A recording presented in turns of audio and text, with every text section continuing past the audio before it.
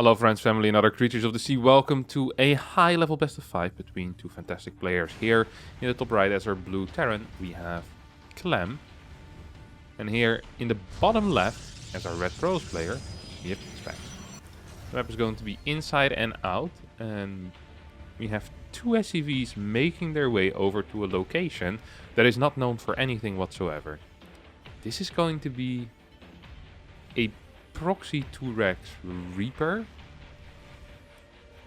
Okay, I'm fairly confused. So I've seen multiple types of Proxy 2-Rex Reaper. Or no, of just 2-Rex Reaper. Either you Proxy 2-Rex very close to your opponent, or you just build it at home. This is something that happens every now and again, where like the second barracks is going to be kind of stuck in the corner. Doesn't really get scouted for most of the time, because well, this build is just extremely, well, not popular, honestly. No one plays this in general, and no one plays it like this. So imagine your MaxPax in this scenario, okay? Right now you're the Danish crown prince. You're a lot younger. You're thinking, what in the world is this? You scout one gas, okay? You see no barracks at home. You're scouting for a barracks over here. Because with one gas, you know it's not going to be a super proxy most of the time. Like no proxy super close by. I'd be very confused. I'd be scouting this location if I were MaxPax, because that's where I would believe that the barracks is. You see a second depot though before the command center. I'd be scratching my head right now. My hands in my hair. I'd be confused. I would not have finished the Zealot. Not in a million years. I would perhaps build a battery though in case it's Proxy 2-Rex Marauder. Okay, now that I've seen the Reaper, I'd be even more confused than before. I would have absolutely no clue what's going on. And I think MaxPax also has legitimately no clue what's going on. He sends the Zealot across the map, which is, I think, bad. Because he's just going to die against this Reaper. I think, does Clem need to show the second Reaper here? I think he does want to, kind of, no? If you can get a kill. Okay, second Reaper gets spotted here. Battery is going to be built in the main base. MaxPax actually wants to fight in the middle of the map. No, he's going to go back home. Okay, he has no clue what's going on. I honestly can't blame him. Now he should have a pretty decent clue as to what is going on. That Zealot is dead. That Stalker also could be in a bit of trouble actually if these Reapers just turn around. It's going to be a triple Reaper opener here into like a 2-on-1 type of build order, I guess. Bunkers on the way. We have an Adept and a Stalker. I'm surprised that MaxPax is moving across the map. Moving across the map against 3 Reapers sounds like a good time, but Reapers deal a lot of damage, and you mess up once with your control, these Reapers are absolutely going to destroy you. However, it's the same for Clem here. If Clem messes up with his control, he's going to lose one, maybe even the second Reaper. No, not yet. Okay, this is kind of scary, honestly, here for Max. Ends up losing that Adept, kills a Reaper. Yeah, a Reaper and a Marine is what he gets for an Adept. I guess he also lost his Zealot. So who's ahead right now? Honestly, I have no clue. The tech was really slow for MaxPax as well. Clem believes there's going to be an air unit coming out because he's building a Cyclone and follows this up with 3 racks. Okay, I think given the follow-up build orders, I actually kind of like this for MaxPax here. More so than for Clem. Clem is going to get a scout off with these double Reapers. And they'll jump in the main base. They will not be capable of getting any kills because, well, there's a freaking battery over there. But maybe in the natural, actually, only a single Stalker. Second Stalker gets warped in. No, says Clem. I'm just going to piss off temporarily now.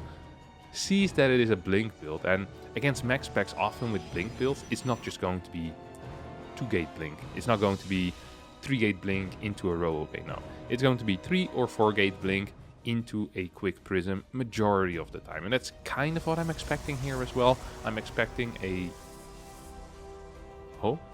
maybe no? Yeah, I'm expecting a prism. I saw that probe moving over here with a lot of minerals in the bank. I was like, okay, maybe it is a Nexus after all, but 9 out of 10 times it's going to be a 3 or 4-gate pressure coming out of MaxPax whenever he builds Blink, whenever he builds the Twilight in general. I have seen some Dark Templar builds out of him recently, which he likes to mix in apparently, but yeah, the Prism still is kind of his golden standard with those Twilight openers. 4th gas on the way, 3rd gas on the way as well.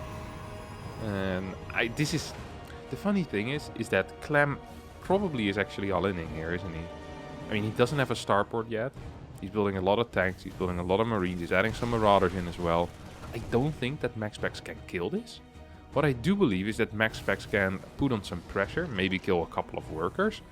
while attacking into Colossi, and that's exactly what he's doing. Maybe rather than Colossus, he just wants to start with a Disruptor as well, against an army that doesn't have Medivacs. Now, why do I say that? Is because whenever you have Disruptors, every single time you throw a Disruptor ball, you force out a stim, and without Medivacs, you can't stim more than once or twice. It's just not possible because your Marines will be so low in HP, you're simply just going to start dying, which is a bad thing.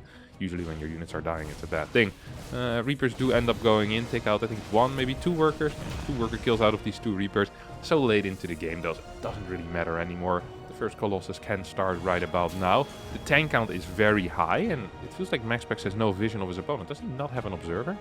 Did one observer get taken out? No, he just never had it. I guess he started with that prism. Now these stalkers are in a bit of trouble. Blink is not perfect. One stalker will fall. Is there a battery at home in the natural? There is not. There is a battery going up on the 3rd base right now. This is a lot of stalkers though. You're just gonna get kited to oblivion here, my friend. Because if you do a stim right now, there's still no Medivacs for you, right? You can stim all you want, but I don't know. It's going to be very close, this fight. It's going to be very close. Brilliant little move here. With these force fields, we'll end up losing 1 more Stalker for no real reason. That is bad. I would not have minded if those sentries would have waited a little bit longer to catch a couple more units. Stim has been used on one of these Marauders. Battery is here. Super Battery is going to be available as well. But this is still 3 tanks. Don't forget that. Stalkers, do they want to move around to try and clear some of the reinforcements? I think this would be a correct call here, because with that super battery, you can definitely hold the line for a bit at least, without really risking anything here. Blinks on top of it. He's going to get a Marauder, he's going to get a Marine or 2 and a tank, but loses 2 Stalkers. I think that could have been done a little bit better. There's no thermal lens, there's no charge. We do have 2 more Zealots on the way. Stalkers, once again, picking up a Marauder in the back. Can we get a super battery? Can this heal? Is it not in range? Perhaps it's not in range of that Nexus. This Nexus is in a lot of trouble. It's just going to get sniped down. I thought that super battery for sure was going to be in range, but does not seem to quite be the case. Command center for Clem is already done, and if all tanks stay alive here, this could actually be quite bad for MaxPax. If MaxPax manages to clean up this army without any Colossus losses, it's going to be just okay-ish for him. Uh-oh, here we go. Target fire is not on the Colossus, instead on the Stalkers. Probably the better call, actually. I think MaxPax might just be dead. Look at this. Oh my god, Clem, fantastic control here on this army. Really understanding what he needed to do in this fight. +1 hadn't finished up yet. Immediately lifts up to try and go back home, because there's a Salad Warping in his main base as well. 6 SCVs are being taken out here. Whew. What an intense game of StarCraft 2 it has been so far, and it's probably going to continue being a rather intense game of StarCraft 2, honestly. That is kind of wild. Dark Shrine on the way. I'm a huge fan, personally, of this move. It can be very difficult when you're behind as a Protoss player to put on any kind of counter pressure on your opponent. And the Dark Shrine kind of makes it that it's always possible to put on counter pressure, because DTs don't get spotted on the minimap. There are no turrets out yet. As long as this Dark Shrine doesn't get spotted, I actually think that, yeah, the MaxPax has a pretty decent shot at dealing a lot of damage with that. We do have a Zealot run by being set up already. Look at the poor map vision. This is a product of the early game, right? No extra observers whatsoever. There's like 1 pylon on the map currently. There's nothing on the right side. Ay. This just looks really painful if you're a Protoss player. Luckily, MaxPax knows that the entire army is at home right now, so he isn't too worried, but yeah, this still sucks, obviously. This Marine is going to get... actually, he's going to try to get a scout in. I think one of the 2 definitely will be capable of getting a scout in. Maybe even capable of killing that Salad if he tries really hard with the micro. I wonder if Clem will try. I think he could have gotten it.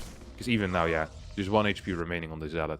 If he would have stutter stepped once, he would have gotten it. We immediately have a double drop moving towards the left side. We have 2 Vikings and the right side probably trying to push away a potential prism. I don't actually know where... Oh, it died. I guess they killed the prism then.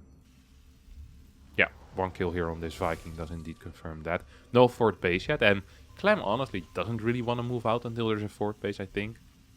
He doesn't have to either. Like, he's in a good enough spot that he can pick when he can move out, right? If he sees a 4th base, he'll probably want to put some pressure on that. If he doesn't see a 4th base, he could say, well, actually, let me try and attack. Let me try and attack at max, maybe.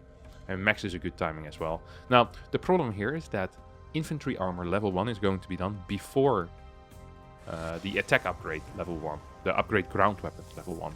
that means that DTs will need to hit twice in order to kill an SCV, which really sucks. So I'd almost say if MaxPax is aware of the fact that there is +1 armor, which he could be if he clicked one of these units, then just wait with these DTs, right? You don't actually want to go in without the +1 in at this point yet.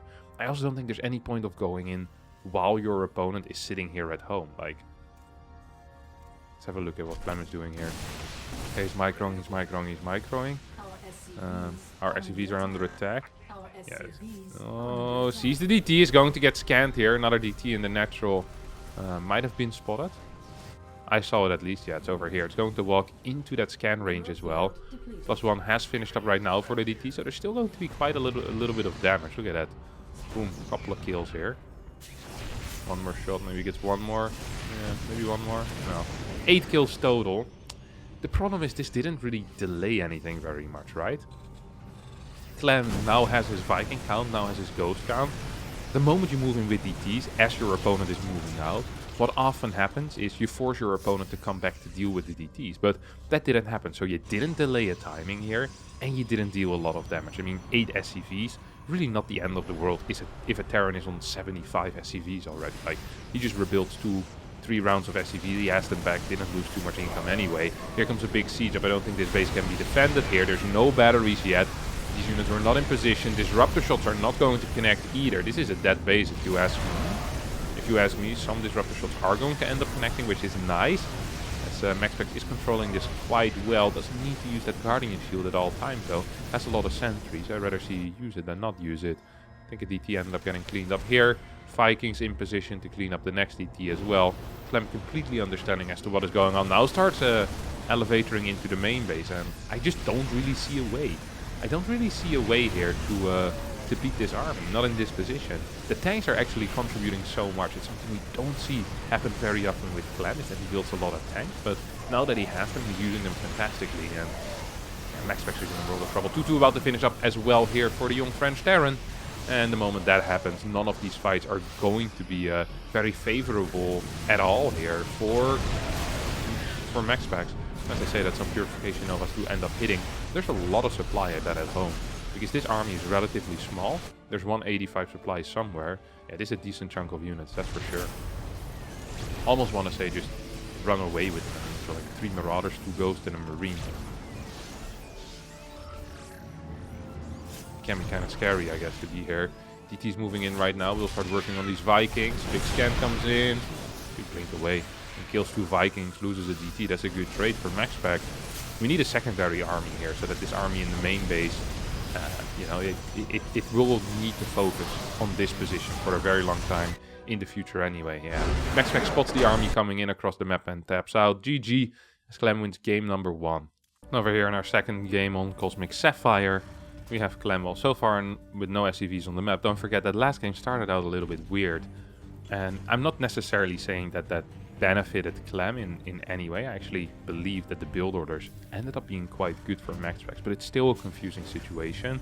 And it is just something that you have in your pocket at this point from now on out. You know, it's something you can use, but perhaps more importantly, it is something that your opponent needs to think about as a viable build order coming from you. There is this theory in StarCraft 2 that sometimes in order to be the scariest player that you can be, is you need to play builds that are suboptimal or that you don't actually believe are that good. But if your opponent believes that you can play them, then the things he needs to prepare for, not just mentally, but also just in-game, increases by so much, right? If I'm playing against a player that only knows how to play a regular Proxy Reaper, 1 Rex Proxy Reaper with a factory at home, I would never need to worry against a Marauder all-in. And that is actually a very big deal. If I don't have to worry about a Marauder all-in, I might not want to be building an extra battery in the natural then, or I can delay that at least. The timing of which my tech goes down will be different. I'd probably rather get an earlier adapt, more so than Stalkers.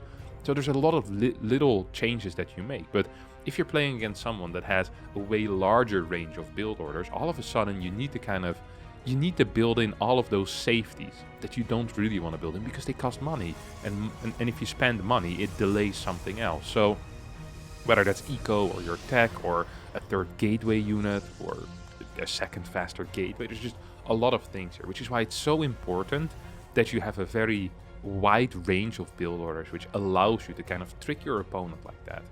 It also is just way scarier to play against, right? If you're playing against someone that just plays one build order again and again, you have that mental preparation, you can pretty much optimize your entire build order to whatever he is doing. But if he has 17 different openers, even if they just differ ever so slightly, yeah, you want to keep certain things in mind. For example, this opener that MaxPax is doing here, I actually think is rather suboptimal. This is especially against Clem. Whenever Clem plays one gas Reaper build, he always gets a bunker. Literally every single game. Okay? Oh, this was a gas first, by the way. But, or was this a double gas? No, this was a gas first. He's actually gonna get a deny here on the command center temporarily. That's really cool. I like that a lot. I think that's cool. I'm not a huge fan usually of the battery in the main base, but he must have blocked the CC for a decent enough amount of time where he felt comfortable with this. Probably feel like 152. You can go back to that at the end of the game. This is actually a fairly big deal. SCV is going to get taken out here. And the reason why this is a fairly big deal is this third depot. Now this third depot looks innocent, but this third depot does not want to be built yet. This third depot usually isn't necessary because the command center ends up finishing up. And when the command center ends up finishing up, you have supply for your Hellions, for your SCVs that you can continue building. With this depot, you need to cut a little bit in your units in order to afford it. And then your CC finishes and you're going to be 39 out of 54, which you don't actually need to be quite yet at this point. Now, there is a full wall here. Ooh, is this a DT or what is this? This looks like a DT drop move, you know?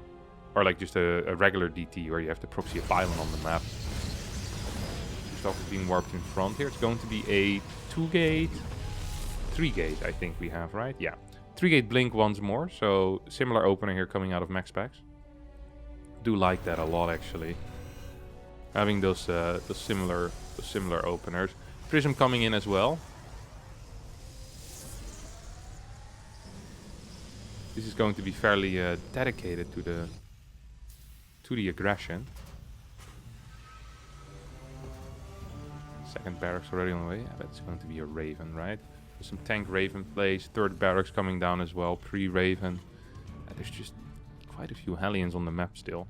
This is an issue. So the funny thing here is that because this isn't done with a starport, is that the Hellions actually, or that it wasn't done with a fast medevac, that these Hellions actually get to stay alive. They weren't dropped in, and now they have a kind of a second life where they can just go in, kill a lot of these workers, do a lot of damage.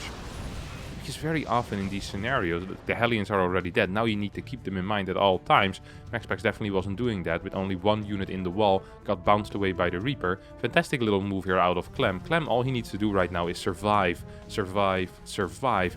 He's fighting against a Protoss player with 7 Stalkers and a Prism, but with 3-gate infrastructure. So that means that every single time there is a warp in round, there's going to be 3 more Stalkers with this. That brings the total up to 10 right now. Second tank is kind of late here actually for Clem. Which does, well, that doesn't bode very well for him, honestly. If this tank isn't in position, and it is not, even now it's not in position. Clem believed that this was going to hit in the natural, but he was completely wrong. All of these barracks can't really produce properly right now. MaxPax still in tank range. Okay, he's going to move out at this point. Yeah, tank is moving in, but this barracks definitely is going to get taken out, right? Yeah, so it's going to be 2 barracks production here. A couple of SCVs are already going down. This refinery will end up falling as well. Look at this. What was he trying to do there with that Stalker in? I'm not so sure. Ooh. Walks into tank range. What is the overall Stalker count? It is up to 11. That means that currently tanks can be one-shot. Stim is very far away because it got sniped. Ooh. Well, this Prism also is going to get sniped. Oh no, it's not. Good target fire there out of MaxPax. Taking out that Prism, or taking out that Viking, which allowed him to save his Prism. Now we have a lot of Stalkers in that natural base. There was no tank in position once again. The bunker gets taken out. This is blink forward territory? No, it's not. It definitely is not. But a lot of workers have gone down. The tank is dealing some damage, but not too many kills on these tanks yet. Just 1 kill total on this tank. And the other tanks do not gonna have any kills. So shared kills over the tanks is just 1 Stalker. That's fairly impressive, honestly. Another SCV gets taken out as these Stalkers will survive. Lots of tanks being produced. Tanks are well, important, but also expensive is what I wanted to say. That means that a third CC is going to be delayed for a little bit here for Clem. His stim was already very late. His combat shield is also going to be very late. And now we have a straight up move in here into this area. I don't think he can he can kind of attack into this. Oh my god, there's DTs. What is the energy looking like here? Oh, yes, 2 scans available. Okay, oh, 1 scan available. So this tank is going to get attacked immediately here. It's going to end up falling through the... Oh yeah, that really sucks. That was some nice friendly fire. There's no more scans available for another 30 seconds, 40 seconds. This is just over.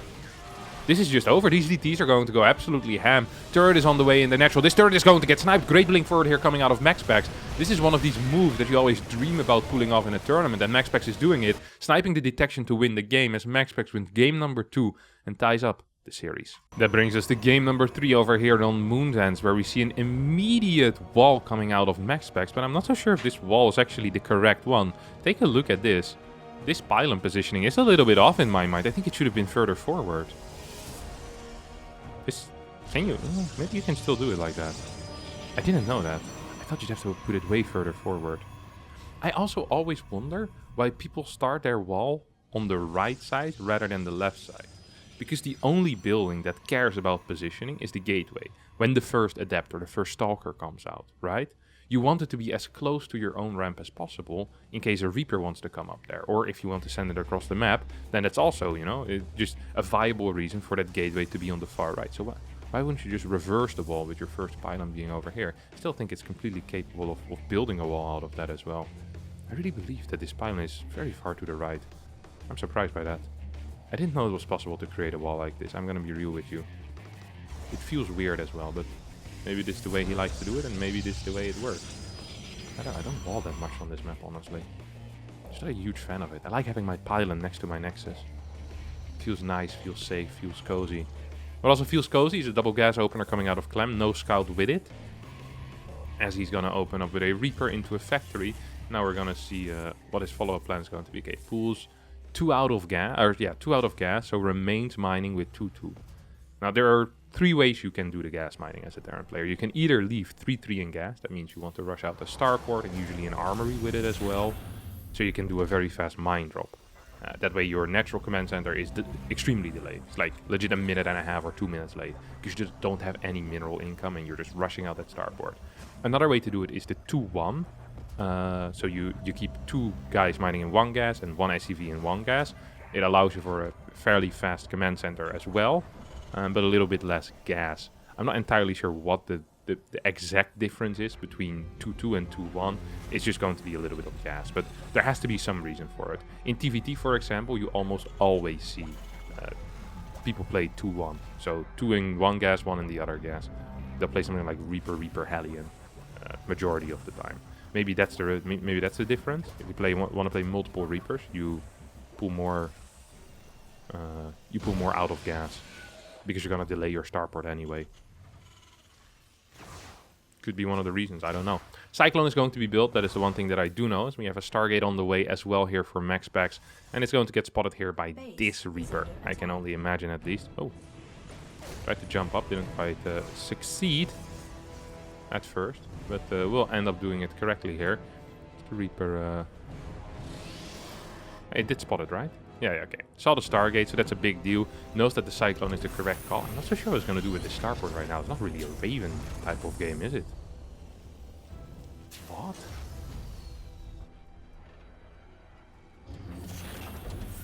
Really? I feel very uncomfortable with this for Clem. Huh. You know that the first Phoenix is going to go across the map to try and get a scout in.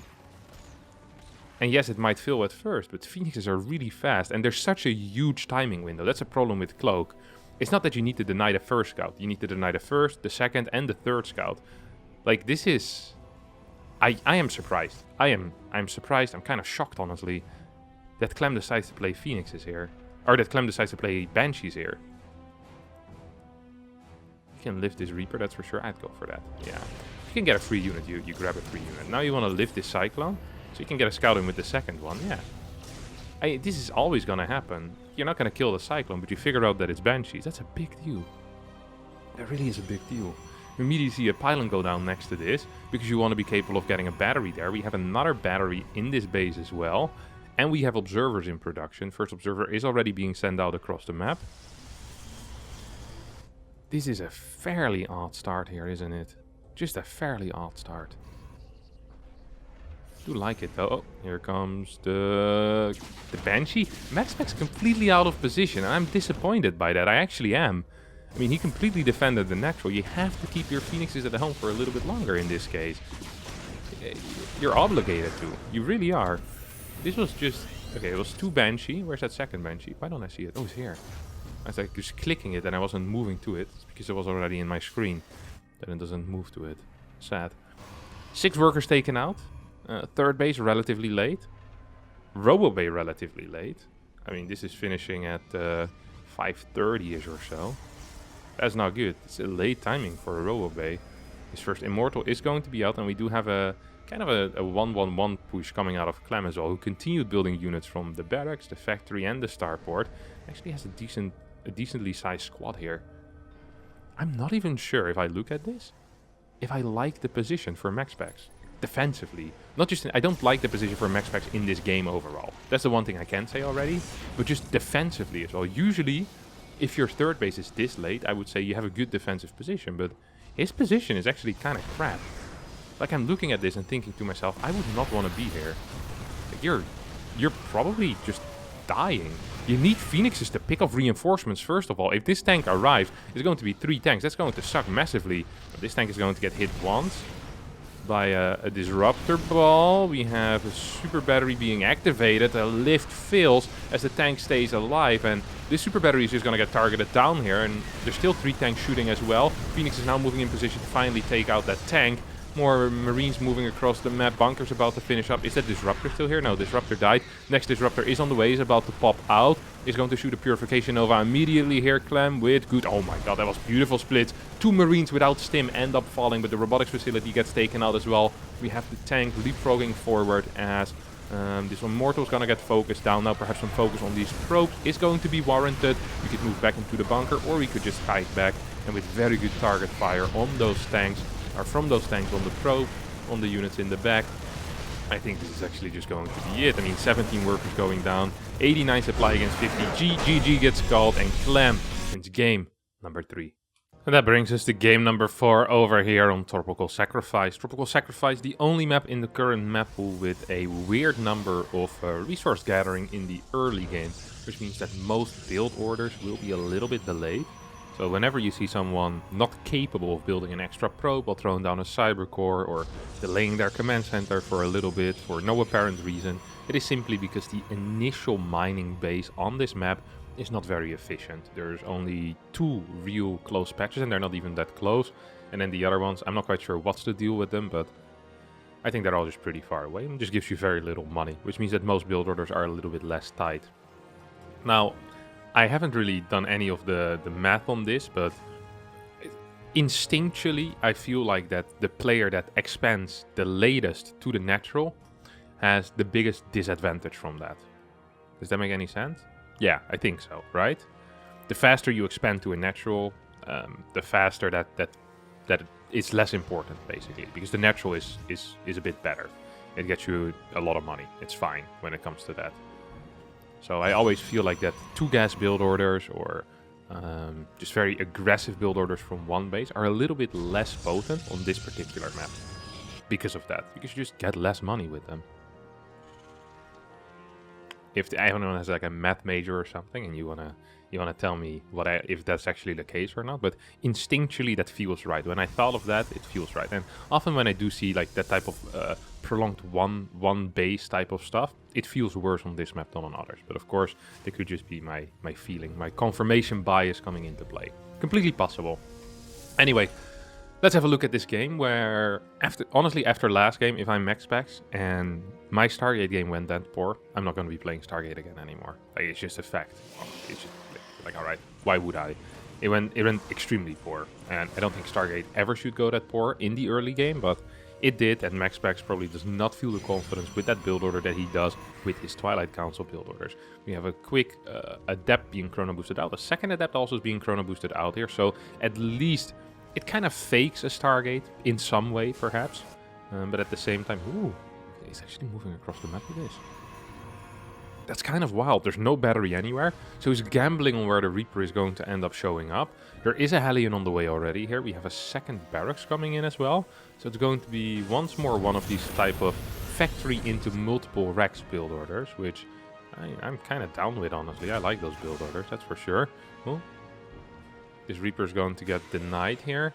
This MaxPax is going to move into his own main base right now. Robotics facility coming down in the natural. I mean, with one adept, it's so difficult to stop a Reaper, but MaxPax doing a fantastic job so far. I mean, he's just gambling right, because there's nothing here right now.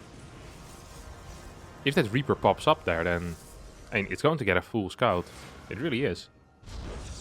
And now, of course, MaxPax is in position again. He really understands the movement of Clem. That's so impressive, actually. He's kind of reading his mind here live. Live mind reading. I've seen those things happen before. Like the mind readers. I'm never super convinced by them, to be quite honest. The mind readers. You only ever seem capable of reading your mind after you tell them a little bit about yourself already. It's not really mind reading then, is it? Like, it's more being a detective, putting the clues together. Oh well, it is what it is. Blink's about to finish up. This is going to be a 4-gate blink pressure, so even more committed than we saw earlier on. I can't even recall what map we were on. Well, both maps that he played the 3-gate blink on. I guess this is more committed. So both Cosmic Sapphire and I want to say Inside and Out. I still believe that Inside and Out game should have been won by MaxPax. But build order wise, it just looked so tasty. It's the same here. Like 3 racks, tanks. This is going to be fine defensively, but at the same time, there's just no potential for any type of real push. At least I can't really think of it. Of any real potential with such a push. Now the 2 adepts made their way across the map. This Stalker is staying at home. There's another Stalker at home here. Means that this Hellion is going to not be allowed to move in towards the natural. We'll catch a glimpse here of the 3rd base. That might trigger a response out of Clem. But that response might be incorrect because, well, honestly, this is still an attack that has a lot of potential when it comes to building units. Stim, if that gets sniped, that would be big. I hate that Stim is being built over here on the far right side. The positioning of this building is not ideal, that's for sure. Marine's going to get taken out. Tank is setting up right now. Stalker's taking a big chunk of damage here. Marauder's being taken out. Stim is going to be available in about 2 seconds from now. Here we go. Yep, MaxPax spots that as well. I mean, sees that the green on the tech lab is now gone. At the same time, adapts in the natural, taking out a couple of SCVs. We'll now perhaps need to focus on Marines a bit more. 3rd base already is on the way here for MaxPax, who's warping in 4 more Stalkers and wants to continue his reign of terror. At least he's considering it. 48 workers against 47. 27 army supply against 36. All of that pretty much in favor of Clem, unless something very big happens. I mean, Tech Lab's going to get taken out, but Tech Lab takes very little time to be rebuilt, so it's not the end of the world. Oh, even gonna see a swap here, so no time to be rebuilt. Instead we see a reactor coming out of this factory. I like that, much rather have mines. This really shows that Clem is aware of what's going on. Seeing that fast 3rd base, he knows that it was going to be a charge follow-up rather than Colossus. At least I think that's what he figured out. Otherwise you need a faster 4th gas and your 3rd base is a little bit more delayed, especially with a 4-gate opener. Hellion is moving in. He's going to maybe get half a kill. He will actually get half the kill. Very cool. It's going to back himself into a corner and die. And that's life. It is what it is. The 2 sentries will get a kill, something they often don't do because of their low damage output.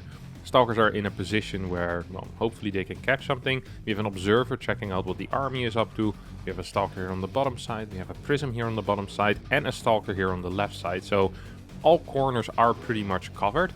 The first 2 medevacs, once again, are extremely late. 7 minutes and, 30 seconds into the game. Templar Archives is being constructed as well. We're going up to 4 gases already.